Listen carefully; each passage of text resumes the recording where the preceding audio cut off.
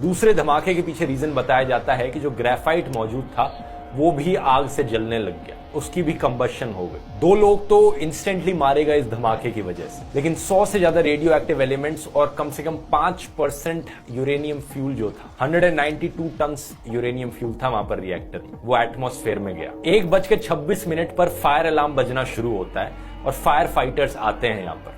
शुरुआत में fire fighters को कोई आइडिया नहीं था कि एक्चुअली में होने क्या लग रहा है यहाँ पर। वो जब इस जगह पर पहुंचते हैं तो उन्हें लगता है नॉर्मल आग लगी होगी, पानी से आग बुझाना शुरू करते हैं। लेकिन ये जो आग लगी थी ये ग्रेफाइट की आग लगी थी, ये इतनी आसानी से बुझने वाली आग नहीं थी। इस आग को बुझाने में 10 दिन से ज्यादा का समय लगा। हेलीकॉप्टर्स को बुलाया गया कि वो आसमान से आकर हजारों टन क्ले, सैंड, बोरॉन और लेड जैसे एलिमेंट्स को टपकाएं इसमें। ये वो एलिमेंट्स हैं जो रेडिएशन के स्प्रेड को कम कर सकते हैं, लेकिन ये काम बहुत मुश्किल था करना, क्योंकि हेलीकॉप्टर को उस पर ये सारा सामान गिराने के लिए उस आग के ऊपर आना पड़ता, जो कि बहुत ही डेंजरस था। एक हेलीकॉप्टर तो इसकी वजह से क्रैश भी कर गया ऑन साइट और 4 लोग मारे गए। जो फायर फाइटर्स आग बुझाने पहुंचे थे, जब वो वापस गए अपने घर तो उन्हें फटीग होने लगा, उल्टी आने लगी। ये सारे रेडिएशन सिकनेस के सिम्टम्स थे। जब आपको एक्सपोजर होता है extreme high dose of radiation का, तो ये सारे सिम्टम्स दिखने लगते हैं और इसका मतलब ये है कि आपकी कुछ ही महीने में मौत हो जाएगी। रेडिएशन के बारे में चीज कुछ ऐसी है कि जितना ज्यादा आपको एक्सपोजर होता है रेडिएशन का, उतना ही ज्यादा ये आपके लिए जानलेवा होता है। करीब 28 फायर फाइटर्स इनमें से एक्चुअली में कुछ महीनों बाद ही मारे गए थे। वो लोग जिनको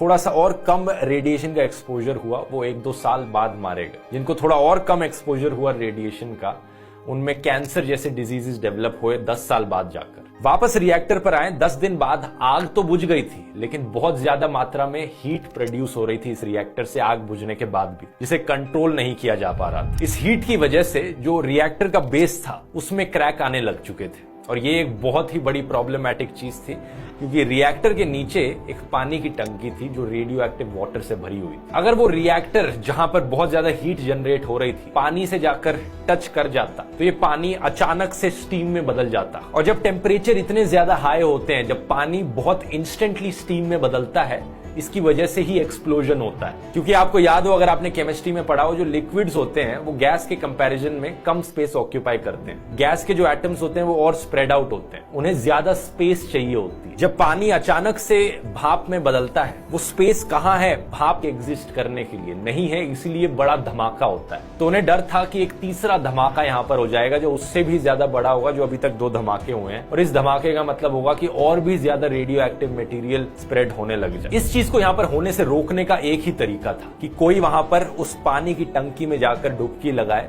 और पानी को ड्रेन कर दे, पानी सारा बाहर निकाल दे रिएक्टर से दूर। और ये काम करने के लिए किसी को सही में एक हीरो होना पड़ता, क्योंकि वो पानी रेडियो एक्टिव था। जो भी उस पानी में डुबकी लगाएगा, उन्हें पूरी जिंदगी के लिए जान का खतरा रहेगा।